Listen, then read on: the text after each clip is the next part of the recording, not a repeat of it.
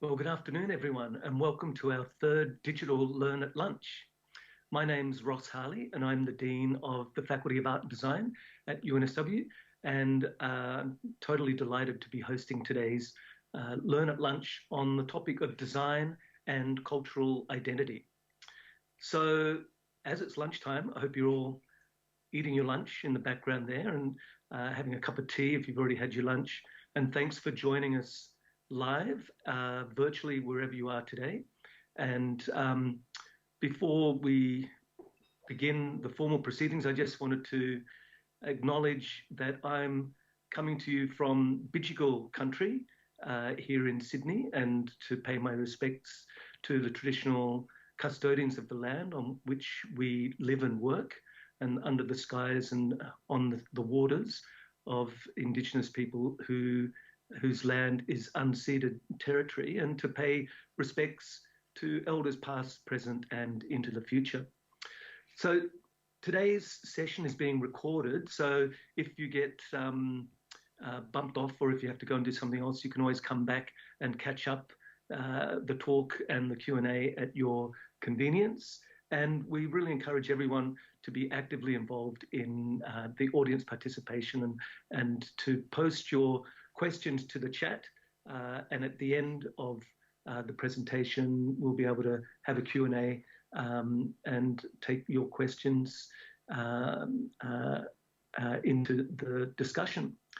So today, we've got the opportunity to pause for a time and reflect on our Australian cultural identity, and through the lens of what we call design anthropology.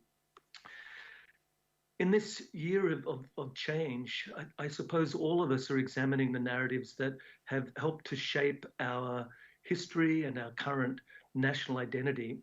And it could probably be very easily argued that often Indigenous Australian narratives are not always included in the mainstream idea of what it means to be an Australian. And so today our speaker is going to address the question as to whether the things that we make, the objects, the artifacts that we make, are an embodiment of our values. And if that's the case, how can we include other values and other narratives to build a more inclusive Australian identity? Established designer and UNSW Art and Design lecturer Dr. Trent Jansen has collaborated throughout his career with a whole range of different people across different cultures in order to embody their values, their ideas, and their attitudes in single artifacts. In earlier works, Trent's highlighted Indigenous stories that remain often untold within our broader community, promoting further understanding among non-Indigenous Australians.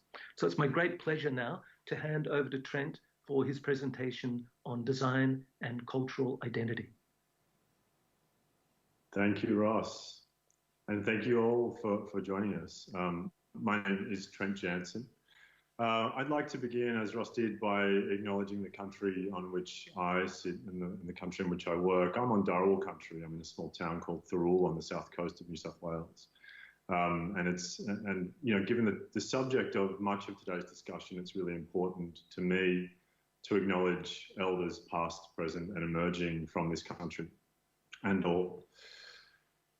So I'm a lecturer at UNSW Art and Design. I'm actually a part-time lecturer because I'm also a practicing furniture and object designer. I'm the co-founder of, sorry, I'm having some trouble with my notes here. I'm the co-founder of Australian Limited Edition Design House Broached Commissions. And I'm represented in Australia by Gallery Saladin Cuthbert and Broached Commissions, initially by Galleria Rosanna Orlandi, in France by ALM, and by Gallery All in the USA and China.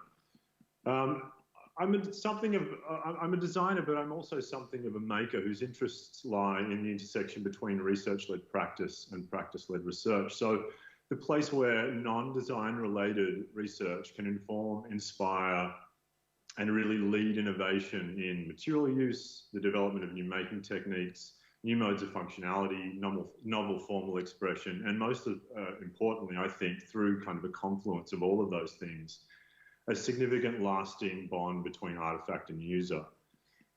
Currently, these interests manifest in the embodiment of specific cultural values in designed artefacts, a practice that I refer to as design anthropology. And since co-founding Broached Commissions in 2011, much of my interest in the intersection between culture and design has been in the Australian context. You know, it's a common thing for Australian designers to talk about Australian design, but what really started me on this quest was the question, what is Australian design, and how might Australian designers purposefully embody Australian values in artefacts? Pardon me. So according to Jules Brown, the artefacts that we produce are the physical embodiment of our values, ideas, attitudes, and assumptions. And in the example you should be able to see on screen now, we see a juxtaposition between a neoclassical American side chair with an 18th century French armchair. Now, both chairs combine a seat with bracing below and a vertical plane to support the sitter's back. And while both chairs are characterized by really elaborate carvings, the stylistic disparity of these carvings express the contrasting values held by the two makers. And Prown says that the technique and subject of the carvings express culturally specific attitudes, important enough to these cultures to warrant painstaking expression in carved form. Now, the late 18th century was a period in America's history that saw widespread distrust in the values of art, viewing art as luxury and a stepping stone to extravagance, vice, folly, effeminacy, corruption, and ultimately national decay. They're Prown's words and not mine, important to point out. But Prown uses one of the founding fathers of the United States, John Adams, as a representative of American values during this period, and particularly cites a letter that he wrote to his wife from Paris in 1778, where he says, I cannot help suspect that the more elegance, the less virtue in all times and countries. In America, abstract simplicity and non-luxury was a response to these attitudes, aesthetically sanitized art made for John Adams and his compatriots, according to Brown. And as clear as this is, it's unfortunate that most material culture is not so clear. And W. David Kingery speaks about the subjective nature of an individual's interpretation of any piece of material culture. Brown calls material culture the mute heritage of things and a disappointing communicator of historical fact. He says that facts are more clearly communicated through written documents and that they're often better studied through literary sources, written histories, literature, public and private documents of a community. For me, though, I'm interested in the subjectivity of our interpretations of artifacts and texts, and see this interpretation as an integral part of finding meaning in material culture. I believe that we can only identify the cultural values embodied in artifacts through the lens of our own experiences, understandings, values, ideas, attitudes, and assumptions, our culture. I'm not so interested in reading material culture as Prown and his colleagues, but I'm interested in Prown's theory that the artifacts we design and make are the physical embodiment of our culture. Because if it's possible to design and or make artifacts that embody my values without me knowing it, it may too be possible to really purposefully design an artifact that exhibits culturally specific characteristics, a kind of embodiment of the cultural characteristics that I choose as influences. And this is really the basis of my design anthropology practice. So to understand how a designer might purposefully embody Australian values, I really began by asking quite a simple question. Are there any uniquely Australian material culture practices that I might learn from? And as I think is appropriate, I began with pre-colonial Australian material culture.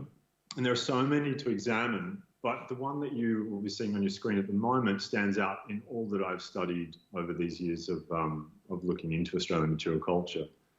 So Churunga are made, decorated and cherished by northern, southern and western Aranda people of Central Australia. These artefacts exhibit a unique style using geographically specific abstract symbolism to depict the primary object or protagonist of an associated creation story. They depict plants and animals that are in some cases limited to the geographic region of their creation, so they're geographically unique. The design is applied using the most unique making technique that I've ever come across. It's by incision made with a possum's tooth, still attached to the animal's jawbone. And of course, the materials are unique to place, the mulga wood mostly and stone that are from that region. But the greatest influence to these objects are the ancient belief systems which inspire their creation. So the creation of the Churunga, and they really inform and shape every formal and decorative decision made by the maker. So the Alchera is that influence. It's a mythical period in which Aranda ancestors shaped Aranda country. These stories are the centre of Aranda spirituality and are represented in the Churunga.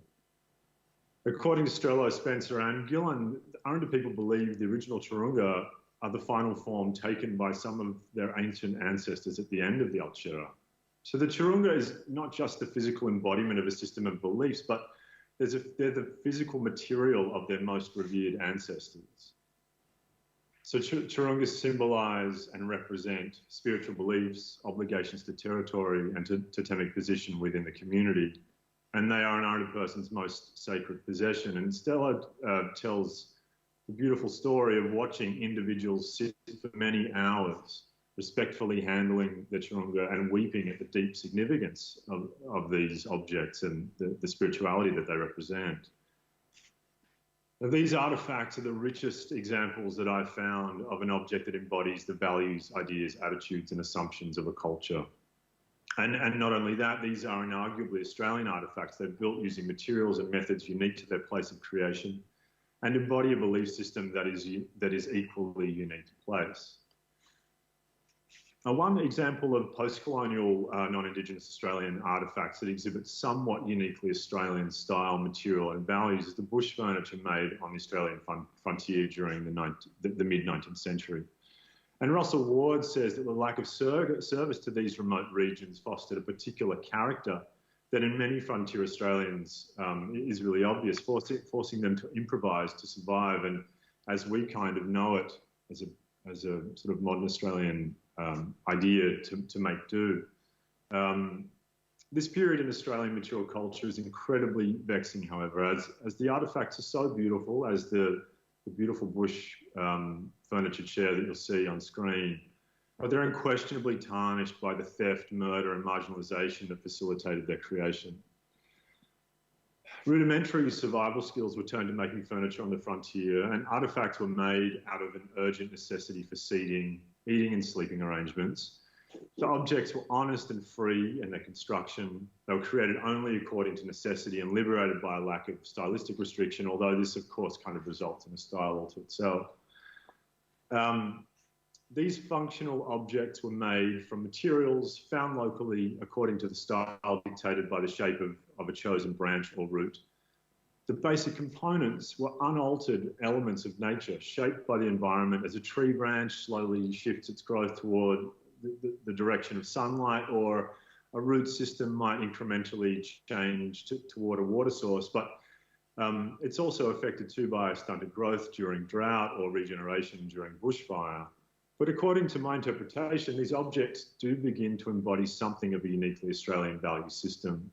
Their form is largely dictated by the natural shape of found timber, formed by the elements while growing in the Australian bush. And while they are unquestionably built to the blueprint of European archetype, the methods of making and the motivations of construction are governed by the isolation of the Australian bush. So Prown, to go back to one of Prown's original ideas that I raised, he says that the artefacts that we make and design are subjective repositories for cultural values. He insists that the written and verbal accounts of culture are more accurate records of cultural values, ideas, attitudes, and assumptions. But there are so many narratives connected with mainstream ideas of Australian identity. We don't really have time to cover more than one here, but connected to the previous slide of frontier Australian bush furniture is a pervasive Australian myth about the hardened and isolated Australian bushman. Davison confirms this idea, saying that the pioneering legend is one of our most powerful national myths. And Russell Ward gives some more character to the bush legend and the pioneering spirit when he speaks of the colonial or Australian bushman of the 19th century, whom he describes as being a coarse but practical individual who swears and drinks heavily, but usually feels no compulsion to exert himself physically. I like that idea, unless disaster calls for it. Ward lists familiar Australian traits, saying that these men were great improvisers, generally willing to have a go, but were ever eager to proclaim that the solution to a problem was near enough, inspiring that kind of she'll be right mentality that I think we're all so very familiar with. Davison and Karskens both provide a much-needed reality check, saying that the ideas of the bush legend and the pioneering spirit were created from a removed vantage point as a nostalgic idealisation of the Australian bush. But a really crucial omission to this Australian myth, and so many, are the atrocities suffered by Indigenous Australians as these bushmen and women stole land and massacred populations. In reality, the success of rural endeavours and the very existence of the resulting bush legend owe much to Aboriginal Australians. Pastoral stations relied heavily on Aboriginal labour and were known to stop functioning completely when Aboriginal workers left the station en masse for ceremonial business. These workers were seldom paid for their labour, usually being rewarded with rations of tobacco, and this lack of financial reward, coupled with an omission from mainstream frontier narratives, has meant that Aboriginal people are not recognised in this national myth for their contribution to pastoral industries. National myths are the stories we tell ourselves about who we are, and whether historically accurate or not, they're used to identify and proliferate national traits. They're also used to include those who conform to that narrative and exclude those who do not.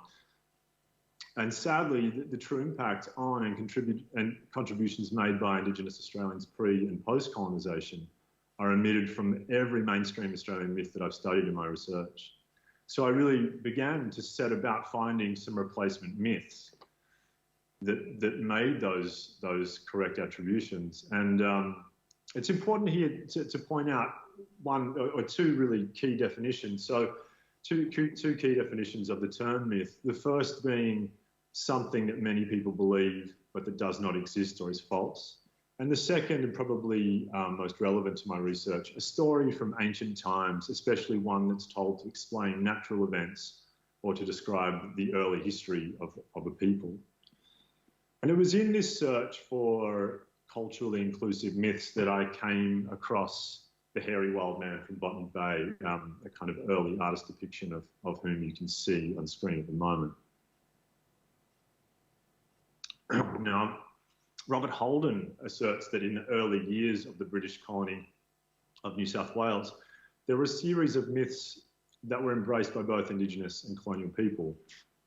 Holden speaks of a group of mythical creatures that originated in both British and Aboriginal Australian folklore and were shared between the Aboriginal and non-Aboriginal inhabitants of Sydney during the early years of colonisation. And his explanation, and I think it's probably quite a good one, is that, pardon me, after Cook's expedition to New South Wales in 1770, these amazing stories of alien vegetation and fantastic native creatures spread quickly in England. And he says that it was in this frenzy of storytelling that the hairy wild man from Botany Bay came to be as a narrative in that context. Now, when colonisers came to New South Wales and began to converse with local Eora people and others around these stories, they learnt of a creature called the Yahoo or the Yowie. And the description so closely matched that of the hairy wild man from Botany Bay that they assumed that this story was true. The Yahoo became one of the very few Aboriginal legends to be embraced by Europeans during this period, according to Holland, providing a catalyst for conversation between individuals from these two cultures and forming some personal links between these communities. And it's really one of our first culturally inclusive myths, and the reason that I picked up on it in my research. So the word Yahoo soon became interchangeable with Bunyip, a name that you'd probably all be familiar with, but that resulted from a really interesting linguistic misunderstanding between Aboriginal people who thought of it as an English word and British colonisers who thought of it as a local term. But this is one of the first myths to evolve out of a shared British and Indigenous culture, and it remains to the current day a consistent component of both Indigenous and non-Indigenous folklore. It's another culturally inclusive myth, this time evolving out of a shared culture, but also evolving out of a shared language. This is said by some to be one of the first kind of uniquely Australian words, taking on influence from languages from opposite sides of the globe. So as a designer, I've used both myths to create, so as the creative foundation really for design projects that aim to embody a set of values, ideas, attitudes and assumptions that are shared by Indigenous and non-Indigenous Australians, with the hope that these projects might assist in proliferating an Australian myth that embodies something of a shared Australian culture, inclusive of both Indigenous and non-Indigenous Australians. But it was really the culmination of this research in somewhere in 2017, where I was able to explore the potential for creature myth to form contemporary cross-cultural bonds. Whilst working with a group of artists and makers of Indigenous Australian descent in the Kimberley region of West Australia, I was also really keen to continue exploring an idea that was shared with me some years earlier by Tasmanian Aboriginal scholar and member of the National Museum of Australia's Indigenous Reference Group, Greg Lehman. And Lehman says that it is no longer acceptable for non-Indigenous Australians to place Aboriginal culture on a shelf afraid to touch it. This type of inaction only reinforces the divide that exists between these two cultures. Lehman says that it's crucial for non-Indigenous Australians from all creative backgrounds, he says musicians, artists, designers, etc., to respectfully take Aboriginal culture into their own expressions of culture and communicate these ideas to new audiences. This type of creative pursuit can begin to break down some of the barriers that exist between these two communities. And Lehman's ideas really rang true for me, as I was completely ignorant of Indigenous Australian cultures until enrolling in Aboriginal studies as a subject for my HSC, which is too many years ago now to talk about, but that's kind of where my interest began. I was again given the great privilege of learning more during an extended period in Central Australia in my late 20s. And through serendipity, I'd come to learn some of the great richness and beauty of those Indigenous Australian cultures I'd connected with. But so many Australians will never have that privilege. And as Lehman says, this is what reinforces cultural barriers. I remain dedicated to working respectfully with Indigenous Australian artists, makers and storytellers, sharing those stories that individuals and communities want to tell so that these narratives might feature more prominently in mainstream Australian mythology, the stories we tell ourselves about who we are. And one of these stories was first introduced to me by Rita Minger, from Fitzroy Crossing in the remote Kimberley region of WA. And it's the story of the Jungara. It was told to her as a young girl to stop her and her friends from wandering too far away from camp, but particularly to stop her from playing too close to anthills, the type you'll see in the image that's on screen at the moment, and the type that really dot the landscape in that region. The Jungara is another large, hairy man that is said to hide behind these anthills, pouncing on unexpected prey that venture too close. And I worked collaboratively with artists and makers from Fitzroy Crossing to embody the story in a piece of design during that period. So this project was commissioned by Fremantle Arts Centre, and really core to this commission was a focus on cross-cultural collaboration. So it was really of utmost importance to me that the work was made truly in a symmetrical collaborative approach.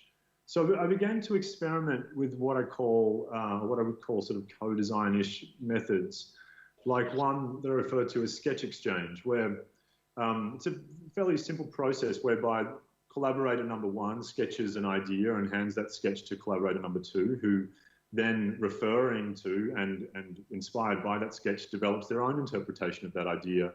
Then that second sketch is handed back to the first collaborator. And this goes back and forth in a kind of call and response of sketching until eventually the ideas of both collaborators kind of conflate into a single idea, and the authorship of each collaborator is lost. But mostly on this project, we simply designed and made together. So Johnny Noguda and Rita Minger were quite heavily involved in the design process, whereby we would work together, making decisions about how this story would be told, about how it would physically manifest in the design of the object. Whereas Clayton Cheryl and Gracie Green, who you can see on screen right now, participated more in sourcing materials and making. Similarly, Julia Lawford and Gracie were keen to use their Coulomon making skills, honed over decades, to help produce the components for the collaborative work. And you know, they would sit for hours in the front yard of the Munkajja Art Centre, just shaping these Coulomons using axes by hand in the most beautiful process that they have practiced for, as I said, for decades. And then Mayon Lawford used a very old process known as hair spinning to spin rope from human hair. And this is one of the most incredible processes that I've ever seen. It's done using a handmade spindle that is kind of rubbed back and forth on Mayon's leg. She's one of 2 people in this community that still know this process. And this spindle picks up teased out hair from below and spins it into this twine made of human hair. It looks like alchemy. It doesn't look like it should be possible. And I was incredibly privileged to see this process in action and to have the material, you know, this material that has such cultural importance made for the construction of this collaborative work. And whilst some early sketches had resulted in a really rough sort of formal idea of how this genre object would take form, I was really determined to ensure that the final form was generated in a truly symmetrical, collaborative way. And we did this through a process, a very simple process that I call designing by making. And it's the idea that if you design and make together, then each individual who is involved in that process has agency and has a say in the design process. So for the design and making of the Jungara armchair, as it ended up being, we went down to the Fitzroy River. You'll see an image on the screen at the moment of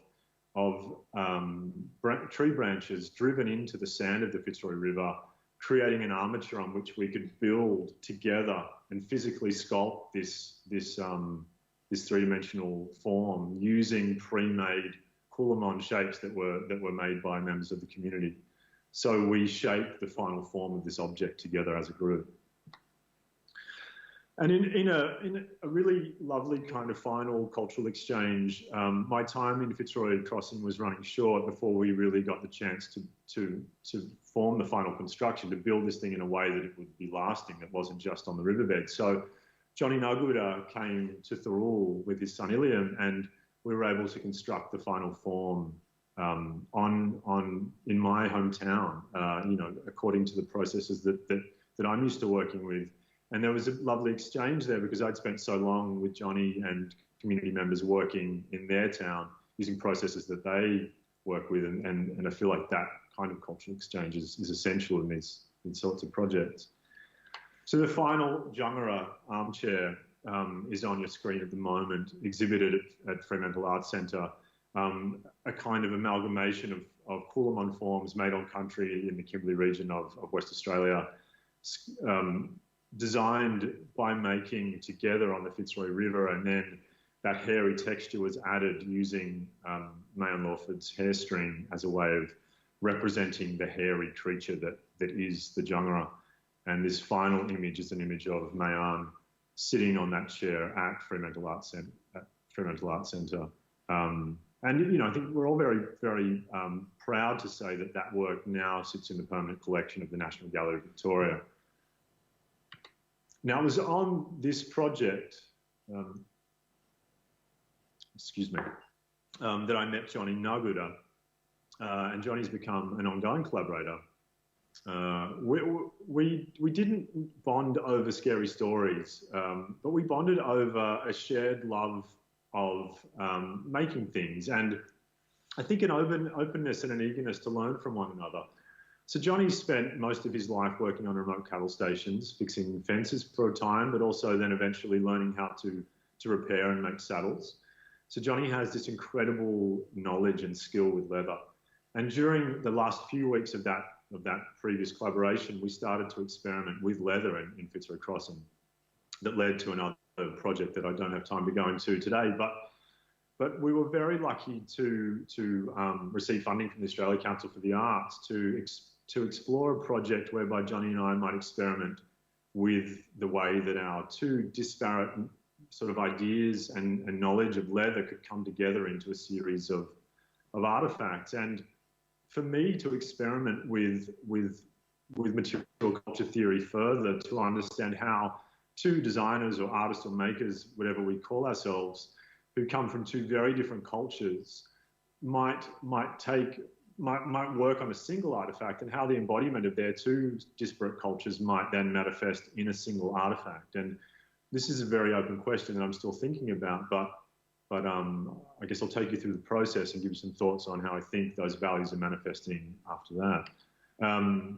So we first of all, when Johnny arrived, we went straight to the Woonona scrapyard. We just established that we both had a love for and sort of respect for materials and loved junk, really.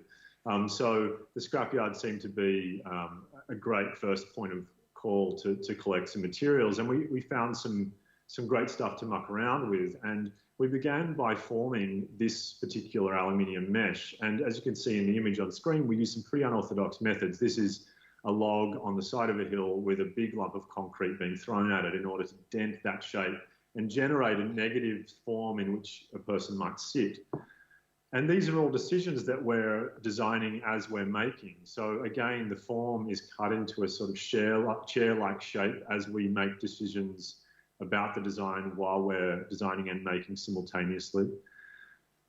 We developed those processes further, building a big timber mold and generating these aluminium frames on which we could kind of form the shape of that mesh too over time, and experimented together with a bunch of different methods for giving shape to those forms in really idiosyncratic ways, because I think Johnny and I both share a love for idiosyncratic form and a really direct representation of the making process.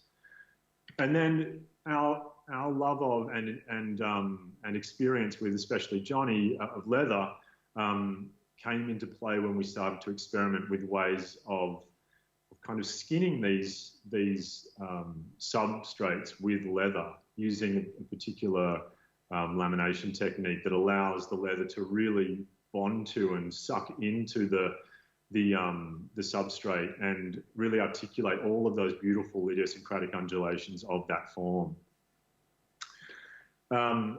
Now, from there, I experimented. Johnny, this was after Johnny had gone back to Fitzroy Crossing on one of our collaborative visits. So Johnny spent 3 or 4 periods of 2 weeks with me in Thirroul over the space of about 2 years. And the vast majority of the work was done with Johnny while he was here in Thirroul. But there were some things at the very last minute before our exhibition opened for Melbourne Design Week in March that required to be done after Johnny had gone home. And we discussed this in person, but then I began to experiment with the ways that we might refine some elements of these forms by adding a more considered edge to the objects. And this is an image of me sort of experimenting with that process. And these last images, I'd like to sort of show you the final results of our most recent collaboration called Partu, which is the Walmatjori word for skin. And this particular collection is called Nyumujunkawanti, which is the Walmatjori phrase for all made from rubbish. And as I'm flicking through these images, I'd like to read some of Johnny's ideas as to his motivations and interests in this project. So first of all, he talks about making, and he says that we use rubbish, recycled frames, and we've made chairs and cabinets and used leather to make them more refined and to kind of make that surface detail really beautiful. His interest in recycling is clear. He says it's important to reuse old rubbish we find, and the leather makes it something really special, kind of skinning it and refining that surface. History is really important to Johnny. He says the leather gives it a reference to the history of Fitzroy Crossing and station life. Saddlers used to come to repair saddles using leather, making twisted rope out of cowhide. And this is what Johnny thinks about when he's using this leather.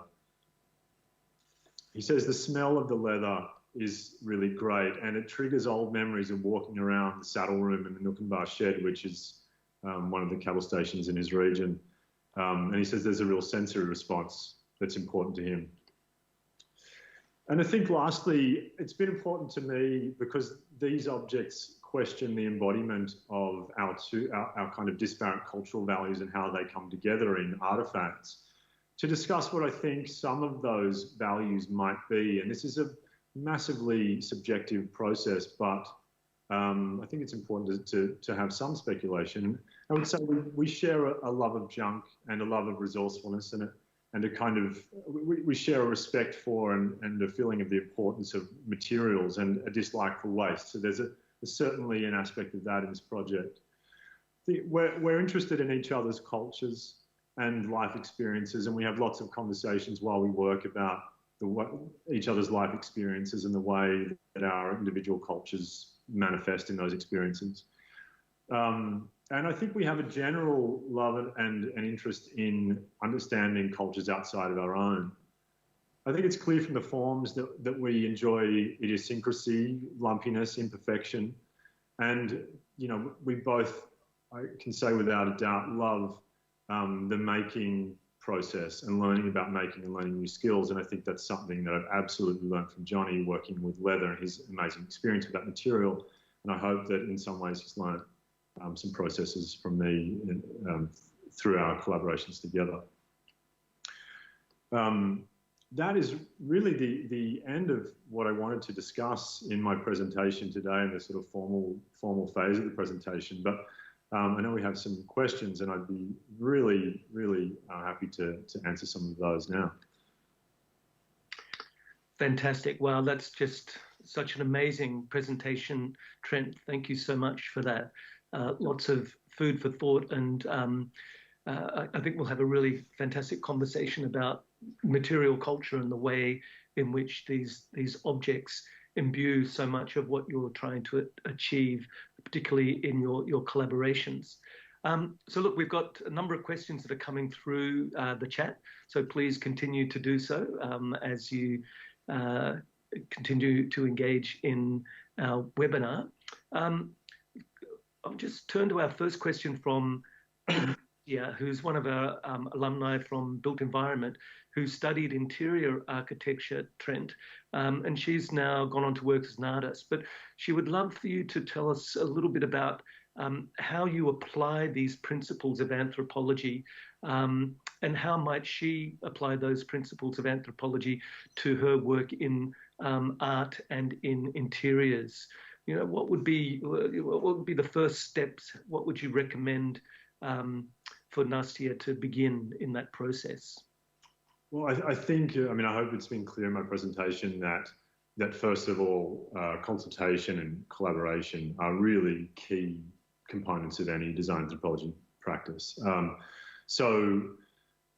know, I've worked with a number of communities over the years and have always endeavoured to consult very thoroughly and over an extended period with people from that community, ensuring that they understand what my motivations are in the work that I develop, and ensuring that they understand that they have the opportunity to, you know, to not partake in that work, that this is a choice, and that it's really like, I think it's important, and as I've noted in my presentation, you know, it's an idea that Greg Lehman has shared with me, and that I really respect, and you know, his ideas really speak to me. But that doesn't mean that it's the correct approach for everybody, and that consultation process should really establish whether it's an appropriate process for all communities. But I think collaboration is also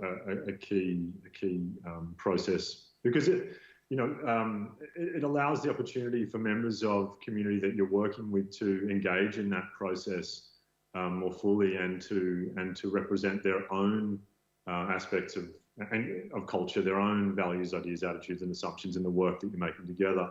Yep. But it also allows for this kind of give and take, whereby you know, there's a learning that can happen in both directions, and the richness that can, and of understanding of that particular culture can really inform the process beautifully. Yeah. And Trent, what sort of formal cultural negotiation did you have to undertake in order to work with Indigenous communities How did you negotiate that, and what might you recommend to others who wish to collaborate in such a way? Yeah, so I think for me, I've usually done that through art centres. So in the case of the Jangara work and the work that I've been doing since with Johnny Noguda, it started off through Fremantle Art Centre and a connection to the Munkaja Art Centre in Fitzroy Crossing, and an invitation from that art centre to come out and work with people from that community. But since then, I mean, Johnny and I have really become very close friends. You know, we speak on the phone every couple of weeks at the very least. You know, we're still working on projects together, and you know, our families have become friends. You know, where I would call him one of my good friends. So we speak regularly. So that, I feel like that formal introduction can kind of melt away into something more personal over time. But I think it's important to kind of judge the individual relationship as to whether that's an appropriate way to move forward. Yeah, and really interesting to see how that's an exchange. So it's not just you going to country, but it's that you've got those fellows coming and visiting you in Thirroul, and having that exchange is really interesting. I've got another question from Sarah, who's an alumni from Art and Design, who did a Bachelor of Design in 2015, I understand. And she's been watching a documentary recently about a group of Indigenous Australians in Queensland, and when they were invaded, their rivers and mountains were all named officially something other than what they had known them for millennia. And they spoke about how that act had really impacted on their sense of identity and being. Do you have any suggestion, Trent, for how we as designers might be able to help these groups regain and maintain a stronger connection to cultural identity, and for that understanding, that deep understanding of 60,000 years of continuous living culture, how that can find its way back into our languages and customs in Greater Australia? Yeah, look, I think that's a really interesting question, and I think it's really important for me to firstly point out that, or you know, to say that my first response is that I don't really think that it's for me to say, and I say that because I think that the best approach to those sorts of scenarios is, again, through collaboration and working with community. You know, I can give some ideas as to the way that I think that may be achieved, and through, like, I suppose, my experience of working in communities and working with design anthropology methods. You know, there are ways that I've worked with that I think could be appropriate, potentially depending on the scenario. But first and foremost, I think this absolutely has to be done in collaboration with community to understand what aspects of culture they specifically feel have been lost, but also what aspects of culture may well remain. And it may also be that, and not suggesting it's the case in this instance, but it may also be that that there is still a really strong understanding of that history within the community. It may be that it's just that they haven't found the right person who holds that knowledge. It can sometimes be the issue. But I think, if I were to suggest some kind of general ways of approaching this kind of situation, I think, that the antidote to colonisation is really decolonisation, and that is, I guess, a scenario whereby individuals from those communities can have the opportunity to re-find that cultural information if it has indeed been lost, or to rediscover and generate kind of approaches around the way that they might begin to embody that cultural content in creative output, if that's something that they think could be an appropriate way of regaining aspects of culture. And I think there's the opportunity that this could be done in kind of concert with researchers. And I think a really nice example of the way that this has happened in a book that I'm reading at the moment, or sort of rereading, Dark Emu by Bruce Pascoe. So many ideas covered in that book were thought to just not be, but they were hidden in the diaries of people who traversed the continent in the early years of colonisation, and noticed many examples of agriculture and fish trapping and all sorts of processes of sort of living on country. And it was only by trawling through those resources that Pascoe was able to uncover that knowledge and to really bring it to light. And to a certain extent, an earlier book, The Biggest State on Earth by Bill Gamage. And I think that there is a real role that research can play in that process if the community is open to that.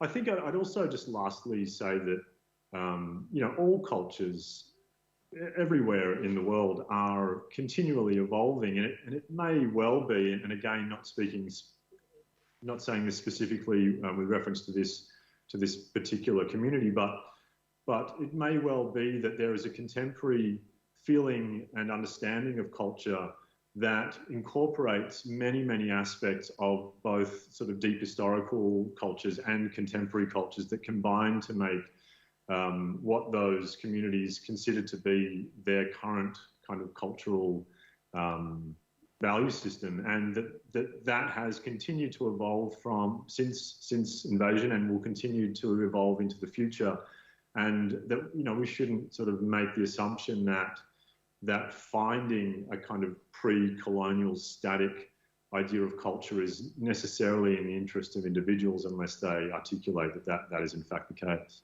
Yeah. No, great answer, Trent. And look, I think there's a number of questions coming from the audience which will connect to that. So thinking about this living culture that continues to evolve and develop, in your mind, where do you think the resulting objects should be stored once they're completed? In museums or in the community, given that they're part of this dialogue between place and people, where should they reside? Yeah, that's a really great question, and one that I've given a lot of thought to. So for me, it's always a great thing when a public institution acquires one of these works. So the Jungara was acquired by the National Gallery of Victoria, as I said, but also one of the pieces in our latest collection, that high-back chair from the Nyumba collection, was recently also acquired or is actually in the process now, I should say, of being acquired by the National Gallery of Victoria as well. And I think that this is a really nice place for those artefacts to end up, in a place where they are open and accessible to being curated into future exhibitions, and in a way that they will be, able to be accessed by the general public and understood by future generations of Australians, reflecting back on this time and this place and this particular political scenario that we're in, and understanding the questions we're asking in the way that we were grappling with these kinds of questions. I also absolutely believe that some of these objects should end up on community. Fortunately there are art centres, or there's the art centre in Fitzroy Crossing, the Munkajja Art Centre would be the perfect place for that. And we've had some discussions with the manager of that art centre, Belinda Cook, about ways of ensuring that some of this work ends up back in that centre, and therefore community members to experience, enjoy, understand, and reflect on. But there's another facet to this that I think is important, and it's a question of livelihood. And, Johnny and I are essentially acting as commercial artists in this process. The work that I've shown in our latest collaboration is currently on exhibition at Gallery Sally Jane Cuthbert, the commercial gallery in Sydney. And it's there to be acquired by collectors of art and hopefully collectible design. Those things, whilst, I guess in some ways a little unfortunate, will end up in people's permanent collections. But it's also very fortunate that the great expense and the huge amount of time that goes into making these projects will also be remunerated, and that financial reward from the sale of that work goes back to Johnny in his community, and that this can become, hopefully more and more as time goes on, something of a livelihood for him and his family. And that's an incredibly important part of the project for me. And it's a promise that's impossible to make, because you just never know in a commercial context, especially during COVID, whether work will sell and provide that kind of, financial injection. But it's always been a hope. And fortunately, we've been able to sell some of those works from our first two shows, both at Melbourne Design Week in March and the current show that's open at Gallery Sally and Cuthbert that will, bring some financial injection into Johnny and, his family. Yeah, no, great. And it's one thing that we always have to remember is that makers need to make money so that they can survive. Yeah. So important. Look, we're going to have more questions than we'll have time to ask, but I've got a great one from Paula Bray, who's one of our alumni, who's really loved the talk, but's curious about when the collaborative design process starts, where everyone is allowed agency to explore concepts. How much of that time do you dedicate to the research? So to when the collaborative process begins. Yeah. How much time do you devote to the research, and then how does that making as design? How does that kick in? Is there a line there, Trent? Okay, yeah, no, I understand the question. It really depends on the project. So with the Jungara project, I kind of see the collaboration and the design process, also the research and the design process all in one. So it began, when I arrived in that community, I guess, and as I began to know people and talk, or to get to know people and to talk to people about the kinds of stories I might be interested in telling, but also to introduce the past work that I'd done and the research that I'd done into creature stories. We began to talk about those narratives, and I began to learn more as those stories were conveyed to me, and that led fairly seamlessly into conversation about, well, if this is the story and these are the kind of physical characteristics of that story, how might we then embody that in an object? How might we physically transform that into an artifact through sketching and looking at artifacts that are made on that community and understanding the kinds of techniques that are used to make on that community, and beginning to talk with individuals and understand how all of those things might come together to generate a form. But I think more recently, with the most recent project with Johnny, the project was all about collaboration, the physical act of collaboration. There was no kind of real research that led into that project. It was Johnny arrived and we started to make things immediately, experimenting with materials. We'd have periods where we would sit and sketch for a while and start and sort of try to think up some ideas. And of course, with any creative project, there's always this kind of periods of creative block where, neither of us really know what we want to do, what this thing would be, especially in those early periods working with Johnny. But as with all creative processes, we worked through them by doing things, by sitting together and drawing, like I said, or by just going out and sourcing some materials, bringing them back to the studio and starting to experiment with the material that we sort of set as our starting point, leather in that instance. And that gave us at least something physical to play around with whilst we might be having some creative blocks and not really knowing where to take it. And then that process evolves one step at a time as we experiment and make. And, I don't have, like a sort of step-by-step description of that process, because it happens in such an organic way that, I could pretend to kind of tell you the sort of order of events, but it happens so sporadically and so organically that I think it's best to just be honest about that. And I think if you really analyze any creative process, that's the way that, the creative mind kind of processes and collects and deals with and makes shape out of information. Yeah. Anyway. Yeah. No, it makes total sense. Look, we're really coming to the end of our time. We've got so many questions coming in, which is great. I'm sure they can all contact you directly, Trent, to continue the conversation. But the last question is from Rosalind, who's one of our general public, who's wondering whether you've got any advice, Trent, any advice for government entities looking to be more inclusive in their design work. Yeah, I think that's a really pertinent question. And I think, I'm going to take cultural inclusivity in this question to mean the inclusion of all cultures.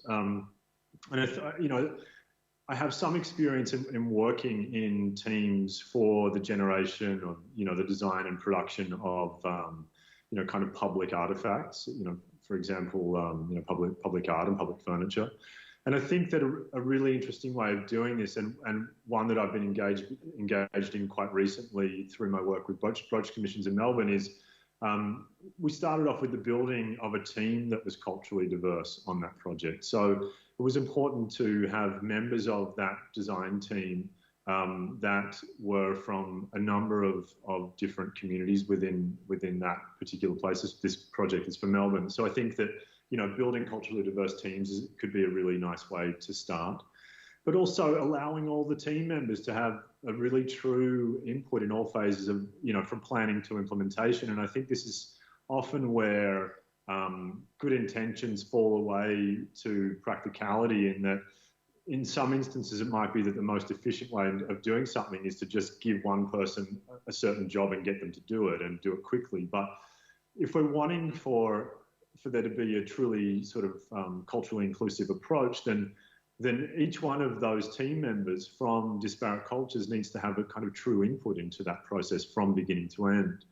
And then, I would say that the collaboration needs to ensure that process is as symmetrical as possible, so that there's an evenness in the way that each person contributes. And I think that is mostly managed on a kind of project by project basis and managed by the project leader. And I know that I'm working on a project at the moment for Melbourne, as I said, with the amazing Indigenous Australian artist Marie Clark, and the project leader on that is the creative director of Brooch Commissions, Luis, and he's ensured a really culturally diverse team working on that project, and is ensuring as we go that we each have this kind of even agency and input into that project. I think there's some strategies that could really be useful. Fantastic, Trent. And look, I think we've come to the end of our time today, but I think on that note of symmetry and balance, I'm going to now, thank you on behalf of everyone in the audience for such an amazing presentation. If people were there, you'd be hearing the applause. And I'd like to thank each of you for joining us on our virtual discussion today. The presentation's been recorded, and it's going to be made public and shared with everyone who registered for the event. And look, if you've got a few spare minutes just after our talk, there'll be a link to a feedback survey to give us your comments and suggestions. And we'd love to hear more from you about what you thought. Our next Learn at Lunch will again be delivered to you online on Wednesday, the 12th of August, with Professor Adriana Vergés, who is going to be speaking about how climate change is impacting our oceans and how we can work to restore our underwater forests. And that conversation will be led by the wonderful Professor Emma Johnston, who's our Dean of Science here at UNSW, and you can register for the event on our alumni and giving website at any time. So we hope that you can join us again. We hope you had an enjoyable afternoon, and take care.